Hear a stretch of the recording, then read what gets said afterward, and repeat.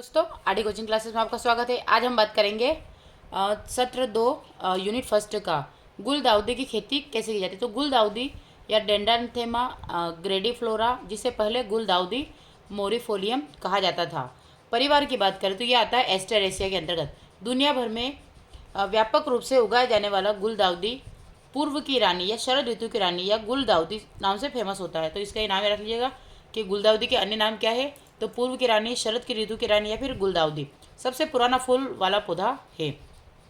इसका उपयोग potted plant यानी कि पोट मम्स के साथ साथ कट फ्लावर और एशिया में खुले फूल के रूप में भी किया जाता है। प्रकार की बात करें, ये वाला आपको फूल दिख रहा है यहाँ सामने है ना, ये वाला गुलदाउदी का फूल है। फिर इसके बाद आता है आपका सिंगल या प्रकार किस्म की बात करें तो मोटे तौर पर इन्हें 7 समूह में वर्गीकृत किया गया। सबसे पहले आता है सिंगल। सिंगल का मतलब क्या था, इनमें स्ट्रेप जैसे रे फ्लोरेट्स और विशिष्ट डिस्क के साथ बाहर निकलने वाले 5 भंवर होते हैं। इसमें से एनीमोन, ये अच्छी तरह से विकसित डिस्क फ्लोरेट है। तो डिस्क उठी हुई होती है और किरण फ्लोरेट या तो ट्यूबुलर या फिर सिंगुलेट होते हैं। ठीक है। फिर नेक्स्ट आता है एनीमोन। एनीमोन की बात करें या पम्पोन, तो इसके भी हम पहले हमने एनीमोन देखा और फिर पम्पोन, तो इसके बारे में हम जानकारी ले लेते पहले। तो जो पंपन होता है इस प्रकार के दृश्य डिस्क होते हैं छोटी लेकिन ये वाला जो दिख रहा है ना आपको इस प्रकार से, ये इस प्रकार से रहता है। तो इस प्रकार में अदृश्य डिस्क होती है जो छोटी लेकिन अर्ध गोलाकार आकार के साथ काफ़ी कॉम्पैक्ट, जहाँ रे फ्लोरेट छोटे चौड़े और नियमित रूप से व्यवस्थित होते हैं। फिर आता है सजावटी। रे फ्लोरेट्स के पूर्व कैपिटलम पर मौजूद होने के कारण इस प्रकार की डिस्क दिखाई नहीं देती है और बड़ा या पेम्पोन प्रकार का छोटा फूल वाला होता है। फिर आता है घुमावदार। तो फूल जो होता है उसके शीर्ष पर पूरी तरह से दोहरे होते हैं और पूरी तरह से गोलाकार होते हैं, जहाँ पंखुड़ी अंदर की ओर क्राउन के ऊपर कसकर बंद होते हैं। फिर आता है प्रतिवर्ती, जिसे आपको चित्र ही दिख रहा है ना, ये सब सामने दिख रहा है। हमने घुमावदार देखा ये वाला, और फिर प्रतिवर्ती की बात करते हैं वाला। तो फूलों के शीर्ष गोलाकार और पूरी तरह से दोहरे होते हैं, जिसमें पंखुड़ियाँ बाहर की ओर गिरती है, घुमावदार होती है और नीचे की ओर तने को छूती है। अक्सर कर्ल या बगल में मुड़ी हुई होती है और पक्षी के पंखों के रूप में ओवरलैप होती है। ये शायद पूरी तरह से प्रतिवर्तित रिफ्लेक्स्ड, आंशिक रूप से प्रतिवर्तित या नुकीली रूपरेखा वाले प्रतिवर्ती हो सकते हैं। मध्यवर्ती पूर्व में घुमावदार होता है। तो इसकी बात करेंगे, इसमें फूल के शीर्ष दोहरे और गोलाकार होते हैं, लेकिन आधे रास्ते में घुमावदार और रिफ्लेक्स्ड के बीच होते हैं। जब पंखुड़ियाँ नियमित आकार के साथ ढीले तरीके से अंदर मुड़ी हुई होती है तो इसे औपचारिक रूप से मध्यवर्ती का नाम दिया जाता है, और जहाँ ये अनियमित रूप से झुक रहे हैं इसे अनौपचारिक मध्यवर्ती के रूप में भी जाना जाता है। फिर आता है गुलदाउदी की किस्मों को इस प्रकार वर्गीकृत किया जा सकता है। तो मध्यवर्ती, इसमें अगर बात करेंगे तो मानक किस्म यानी कि बड़े जो फूल होते हैं उसकी किस्में, तो बसंती, ब्रोंज, प्रिंसेप एनी या गे एनी, ये इस्तांबुल सोनार बांग्ला या Tata century, Thai Chung queen, Vatika white, star yellow, Fred smooth या फिर येलो स्टार आदि होते हैं। अब इसमें किस्में यानी छोटे फूलों वाली जो किस्में होती है उसमें अजय, अप्सरा, आर्कटिक, बग्गी, बिरबल, साहनी, केमियो, चार्लिया, flirt, Jayanti, jubilee, Kundan, Lal Pari, Nanako, Pusa Anmol, Pusa Aditya, riot surf, white block quartz आदि होते हैं। फिर आता है जलवायु क्लाइमेट्स की बात करते हैं। तो गुलदाउदी छोटे दिन वाले पौधे होते हैं, क्योंकि प्रचुर मात्रा में फूलों के लिए इन्हें दिन के समय की कम आवश्यकता होती है। हालांकि बेहतर वनस्पति विकास के लिए इन्हें लंबे दिनों की आवश्यकता होती है। वानस्पतिक वृद्धि के लिए महत्वपूर्ण दिन की लंबाई 14 से 15 घंटे और फूल की शुरुआत के लिए 12 घंटे से कम है। इष्टतम फूल के लिए इसे दिन के समय 20 से 28 डिग्री सेल्सियस और रात के समय 5 से 20 डिग्री सेल्सियस तापमान की आवश्यकता होती है। अब मिट्टी की बात करें तो गुलदाउदी को विभिन्न प्रकार की मिट्टी पर उगाया जा सकता है। हालांकि कार्बनिक पदार्थों से भरपूर बलुई दोमट मिट्टी अधिक उपयुक्त होती है, जिसका pH 6.5 के आसपास होता है, लेकिन मिट्टी में जल भराव नहीं होना चाहिए। फिर आता है प्रवर्ध। तो व्यावसायिक रूप से गुलदाउदी का प्रवर्ध सकर के और टर्मिनल कटिंग के माध्यम से किया जाता है।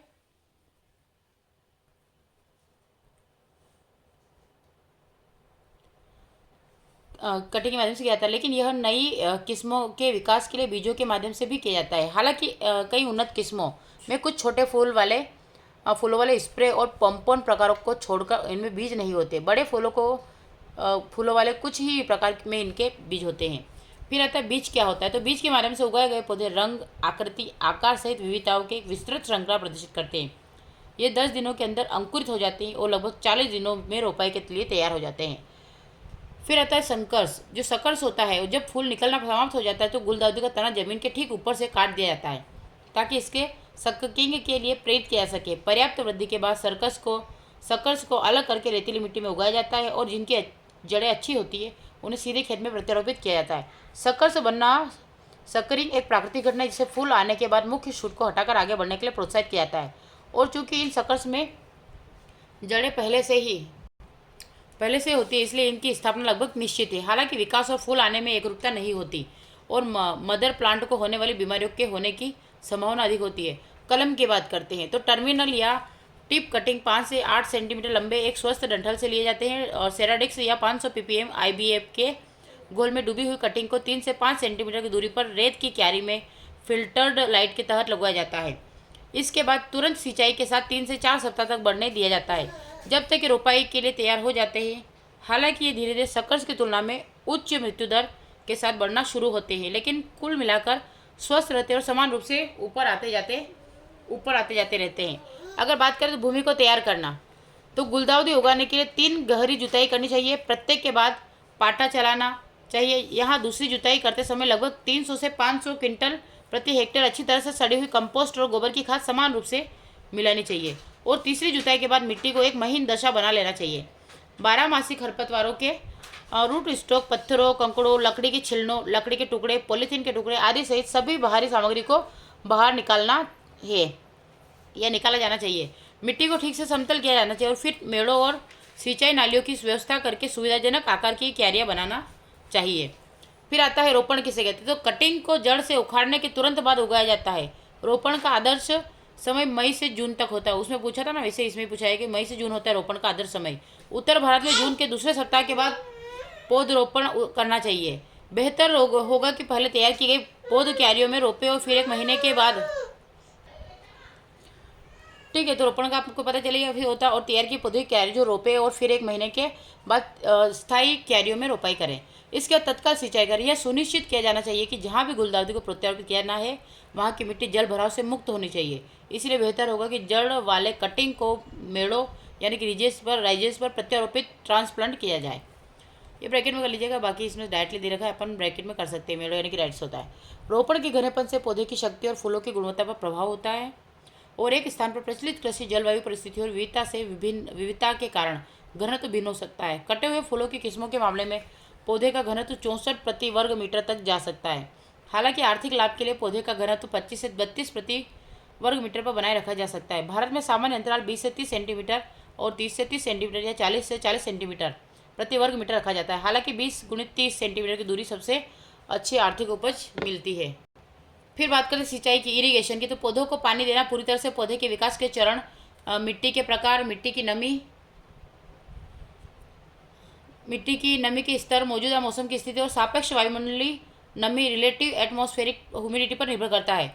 रोपाई के तुरंत बाद गुलदाउदी के निकलने और जड़ों के उचित जगह बनाने के लिए तुरंत पानी दिया जाता है और इसके बाद गर्मी के मौसम में इन्हें हर 4 दिनों के अंतराल पर पानी दिया जाता है। लेकिन सर्दियों में इन्हें 7 से 10 दिनों के अंतराल पर पानी दिया जा सकता है। जब तक ये ठीक से स्थापित नहीं हो जाते तब तक मिट्टी को लगातार नम रहना चाहिए, लेकिन उसके बाद पानी के पर्याप्त होने के साथ 1 दिन के अंतर के साथ कम कर देना चाहिए ताकि पौधों की जो वृद्धि होती है वो उचित हो। फसल की पूरी अवधि के दौरान उचित जल निकासी व्यवस्था को बनाए रखना जाना चाहिए।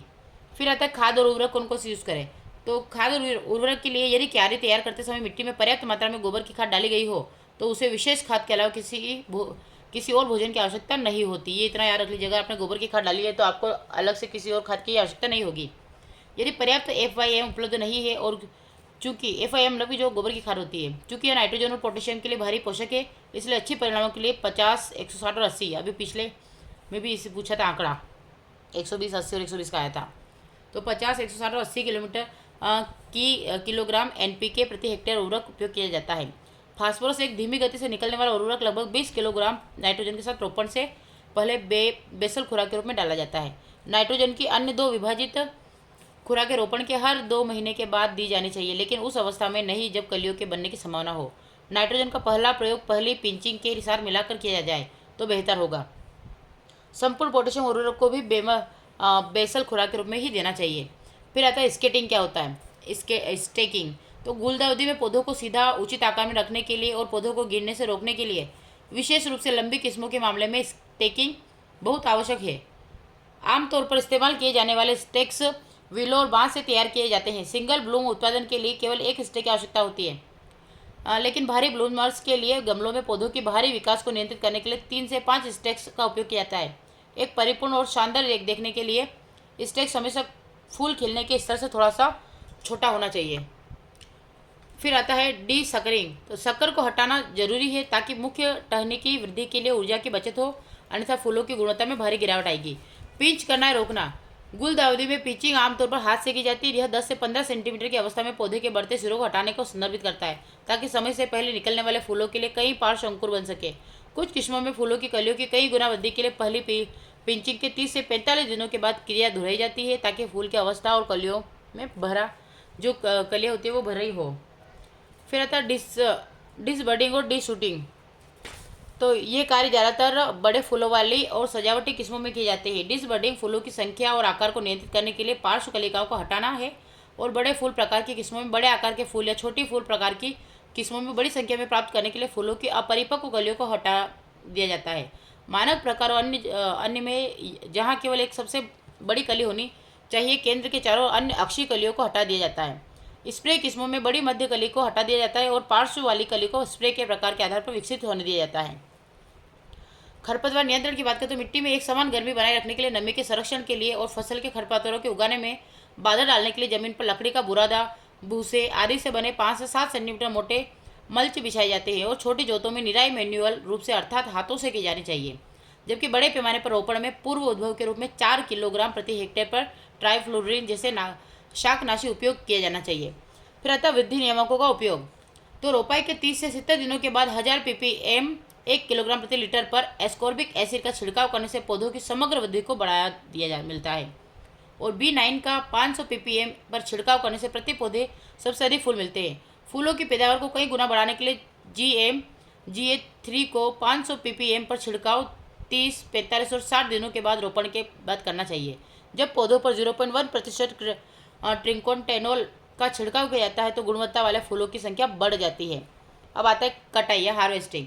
तो मानक गुलदाउदी पूरी तरह से खिल जाने पर काटी जाती है, लेकिन केंद्रीय डिस्क के लंबा होने से पहले स्प्रे फसलों की कटाई पूरी तरह से खिल जाने पर लेकिन पराग के गिरने से पहले की जाती है। और पोम्पोन की कटाई तब की जाती है जब सबसे पुराने फूल का केंद्र पूरी तरह से खुला हो। कटाई सुबह जल्दी करनी चाहिए और अच्छी गुणवत्ता वाले फूलों की औसत उपज 10 से 15 टन प्रति हेक्टेयर के बीच होती है। अब कीट पीड़क की बात करें तो इसमें आता है एफिड्स आता है। छोटे हरे से काले धब्बे वाले छोटे कीड़े जहां नीम और वयस्क दोनों पौधों के कोमल भागों यानी कि फूलों की कलियों, नई पत्तियों और शाखा कलिकाओं पर क्लस्टर करते हैं। रस चूसने के अलावा वे शहद का उत्सर्जन भी करते हैं जो चींटियों और सूटी मोल्ड्स को आकर्षित करते हैं, विभिन्न वायरस के वाहक के रूप में कार्य करते हैं। फिर आता थ्रिप्स क्या होता है। तो निम्फ और थ्रिप्स के वयस्क भी छोटे कीड़े होते हैं जो एफिड्स के समान पौधों को नुकसान पहुंचाते हैं, लेकिन ये हनीड्यू का स्त्राव नहीं करते या चींटियों को आकर्षित नहीं करते या वायरस वेक्टर के रूप में कार्य नहीं करते। फिर आता है लीफ माइनर्स। लार्वा पत्तियों को खाते हैं और एपिडर्मिस के नीचे उत्तकों को खाते रहते हैं, जिससे पत्तियां अनियमित सफेद स्तर के साथ विकृत हो जाती है। अब पौधों पर डाईमेथोएट 0.3% थियोडर्म 1.25 मिली प्रति लीटर या डाइकोफोल 0.05% का छिड़काव करके इन कीड़ों को प्रभावी ढंग से नियंत्रित किया जा सकता है। ये जो एफिड्स के नियंत्रण के लिए प्रीडेरिक मीज यानी कि एफिडोलेट्स एफिडीमाइजा जो होता है या लेस्विक्स क्राइसोपा प्रजाति के साथ साथ फंगी ब्यूवेरिया बेसियाना और वर्टिसिलियम लेकेनी का प्रभावी ढंग से उपयोग किया जा सकता है। नियोसियुलस कुकुमेरिस और एन बरकेरी जैसे परभक्षी कीटों का उपयोग थ्रिप्स ओरियस एनसीडियोसस और स्ट्रोट्रिस्टी कलर के खिलाफ, पश्चिमी फूल थ्रिप्स के साथ साथ ओनियन थ्रिप्स के खिलाफ किया जाता है। और अगर बात करें तो एंटोमोपैथोजेनिक कवक थ्रिप्स के खिलाफ प्रभावी पाए गए हैं और लीफ माइनर्स को नियंत्रित करने के लिए डिग्लीफस बेंगिनी और डेग्नोसा वास्प काफ़ी प्रभावी पाए गए हैं। इसमें फिर आता है कि वाइट फ्लाई जो होता है ये क्या होता है, तो ये गुलदाउदी के खेत में कहर बरपा देते हैं, खासतौर पर ग्रीन हाउस में। इनके आक्रमण से पत्तियां पीली होकर सूख जाती है तथा अधिक प्रकोप होने पर पौधे मर जाते हैं। तो ये वायरस भी संचारित करते हैं या ये बहुतायत में होते हैं जो जब पौधे थोड़ा हिलते हैं तब ये फसल के ऊपर उड़ने लगते हैं। अब बात करते हैं इस पीड़क के लिए कोई प्रभावी रासायनिक नियंत्रण नहीं है, लेकिन कम से कम एक पीला चिपचिपा जाल यानी कि प्रति 10 वर्ग मीटर रखना काफ़ी प्रभावी है। परजीवी ततैया या वास्प जैसे एन्स्कार्सिया फार्मोसा, भक्षक कोसिनेलिड बीटल डेल्फिस्टस पुलिसस और एंटोमोपैथोजेनिक कवच यानी कि पेसिलोमाइसेस फ्यूमोसोरोसस सफ़ेद मक्खियों को नियंत्रित करने के लिए प्रभावी होता है। फिर आता है मिलीबग्स। इसके नीमपोर वयस्क पूरी तरह से धीमी गति से चलने वाले कीड़े हैं और जिनके पूरे शरीर पर सफ़ेद से भूरे रंग का चमकीला आवरण होता है। ये विशेष रूप से पौधे के रस चूसने वाले तना युक्तियों पर गुच्छेदार रूप में पाए जाते हैं। इनके गंभीर हमले से पौधे विभिन्न रोगजनकों से संक्रमित हो जाते हैं, इसलिए पौधों के मरने की संभावना होती है। कीट नियंत्रण के लिए NSK या एजाडिराक्टिन 0.5 मिली प्रति लीटर का निवारक स्प्रे पहला कदम है। कीटनाशक जैसे कि एसेफेट एजाडिराट जो होता है या बेडियोकार्ब क्लोरपाइरिफॉस या फिर डाइजिनोन नियंत्रित मेलीबग्स को प्रभावी ढंग से 3 से 4 बार छिड़काव करने पर प्रभावी ढंग से नियंत्रित करते हैं। फिर आता है लिडोरस लोम्फे और मेटाफिकस हेल्वोलस पैरासिटोइड जैसे परजीवी कीड़े मिलीबग्स जैसे, लेकिन खेत में इनके अनुप्रयोग के लिए उनकी उपलब्धता आमतौर पर भिन्न होती है। लेडीबर्ड बीटल अक्सर मिलीबग्स के लिए एक अच्छा परजीवी होता है। ये पॉइंट आपका अच्छा एक इम्पोर्टेंट हो सकता है।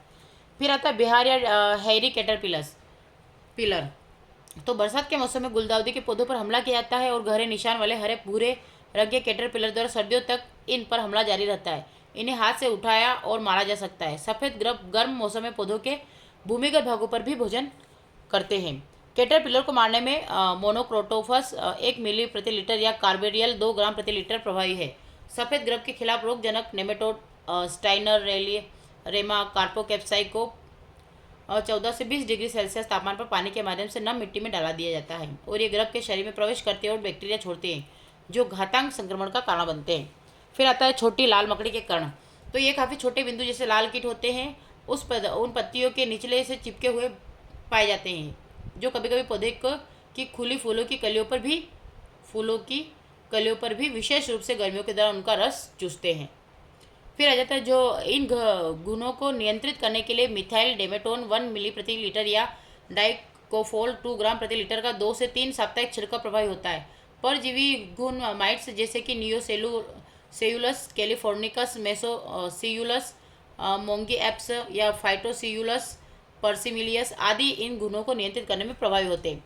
फिर आता है रूट नोट नेमेटोड गुलदाउदी की जड़ों को गलाकर खा लेते हैं और उनके संक्रमण से पत्तियों की कपिंग को हो जाती है। पौधों की विकृति और स्टकिंग को हो जाती है जिससे पौधों को जड़ से उखाड़कर रूट नोड को देखा जा सकता है। फिर आता है रोपण से पहले मिट्टी को भी संक्रमित कर देना चाहिए। तो ऑक्सामाइन 10 ग्राम को या तो मिट्टी की खाई के रूप में, दानों के रूप में या स्प्रे के रूप में डालकर नेमेटोड को नियंत्रित किया जाएगा। फिर आता है रोग। तो रूट रोग या डेपिंग ऑफ पाइथियम प्रजाति या फाइटोप्थोरा प्रजाति गर्म और नम स्थितियों के दौरान एक गंभीर मिट्टी जनित रोग है जिसके कारण तरी की कटी हुई जगह सड़ जाती है। ये कवक पिंची के माध्यम से लगाए गए घावों के माध्यम से भी पौधों में प्रवेश करते हैं। इसके संक्रमण से जड़ें अचानक मुरझा जाती है जिससे पत्तियां और तने जो होते हैं वो झड़ जाते हैं।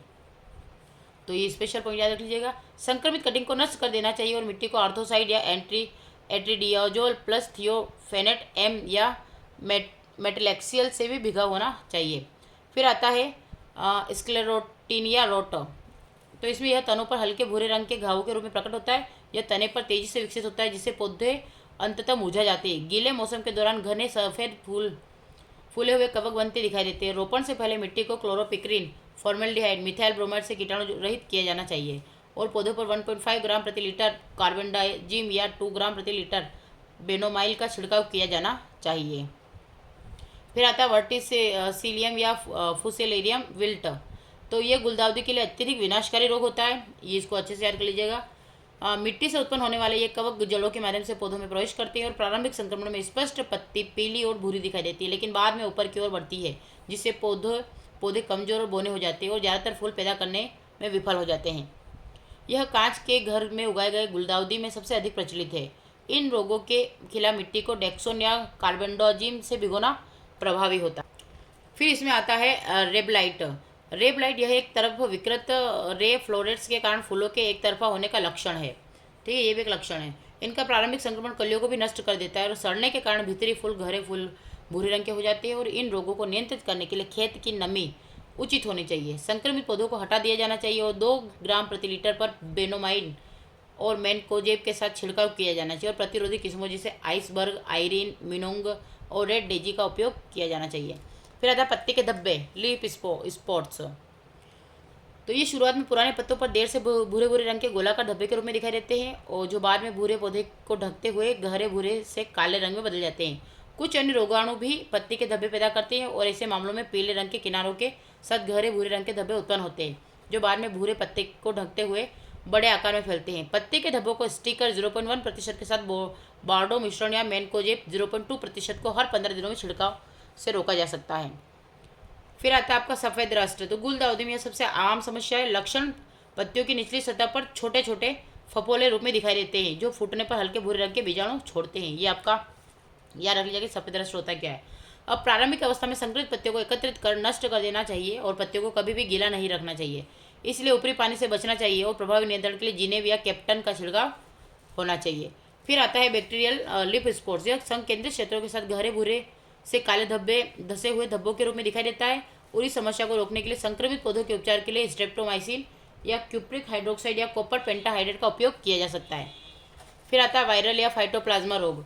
तो टमाटर स्पॉटेड विल्ट वायरस, सल्जम mosaic virus, tomato aspermy virus, chrysanthemum virus और एस्टर येलो गुलदाउदी पर हमला करते हुए पाया गया है। इसके अलावा और भी अन्य आते हैं जैसे TSWV पत्तियों पर रिंग और लाइन पैटर्न, पीला क्षेत्र, मोटलिंग, नेक्रोटिक स्पॉट पैदा करती है। इसलिए ऐसे पौधों से ली गई कटिंग आने जो आगे होता है संक्रमण का स्रोत बन जाती है। फिर आता है TUAMV से संक्रमित पौधों में धब्बे पड़ जाते हैं और TVM एसिथोर्सिफोन सोलानी या मैक्रोसिफोनिएला माइजस पर्सिका आदि एफिड्स द्वारा प्रेषित होता है और इसके कारण विकृति और फूलों के अनियमित रंग बनते हैं। CVB को गुलदाउदी के पौधों पर भी देखा जा सकता है। एस्टर येलो माइकोप्लाज्मा संक्रमण से फूलों का हरापन समय से पहले ही शाखाओं में बट जाना, पौधों में रोसेटिंग और स्टटिंग हो जाती है और कभी कभी फूलों के तने का ऊपरी भाग पतला, अधिक सीधा और पीला हो जाता है और इसके बाद कुछ महीनों में मृत्यु हो जाती है। चूँकि वायरस, वायरोइड्स और माइकोप्लाज्मा के कोई प्रभावी नियंत्रण उपाय उपलब्ध नहीं है, इसलिए संक्रमित पौधों को उखाड़ कर जला देना चाहिए। कोशिका का रस चूसकर और इन रोगों को फैलाने वाले कीड़ों को नियंत्रित करने के लिए मेलाथियान के साथ साथ फसल नियमित छिड़काव करने से इन रोगों को थोड़ा बहुत नियंत्रित किया जा सकता है।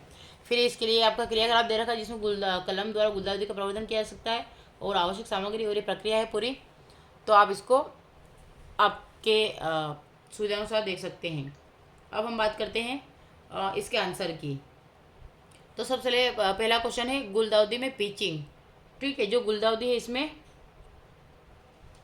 गुलदाउदी में पिचिंग की बात करते हैं तो इसमें क्या होता है, गुलदाउदी में पिचिंग इस तरह पौधों की बढ़ती कलिकाओं के द्वारा किया जाता है। तो कितने से, तो हाथ से निकालना। पिचिंग क्या कहलाता है, हाथ से निकालना, हाथ से निकालना। और कितना, और कलिकाओं के द्वारा किया जाता है तो कितना, 10 से कितना किया जाता है,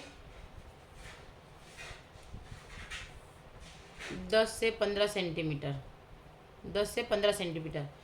फिर आता है आपका मानक गुलदाउदी की कटाई तब की जाती है जब, मानक गुलदाउदी की कटाई तब की जाती है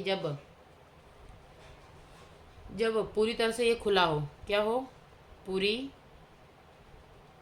तरह से क्या हो, खुला हो। लेकिन सेंट्रल डिस्क, क्या लिखेंगे, जो सेंट्रल डिस्क होगी के बढ़ने से पहले।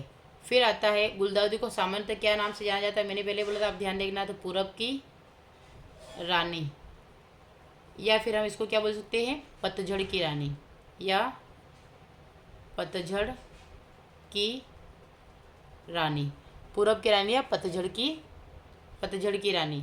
फिर आता है गुलदाउदी के फूल जिनमें अदृश्य डिस्क होती है, क्या कहलाता है, तो धूमधाम। क्या कहलाएगा, एक हो जाएगा आपका धूमधाम और दूसरा हो जाएगा सजावटी। फिर नेक्स्ट क्वेश्चन है गुलदाउदी का व्यावसायिक रूप से प्रवर्धन।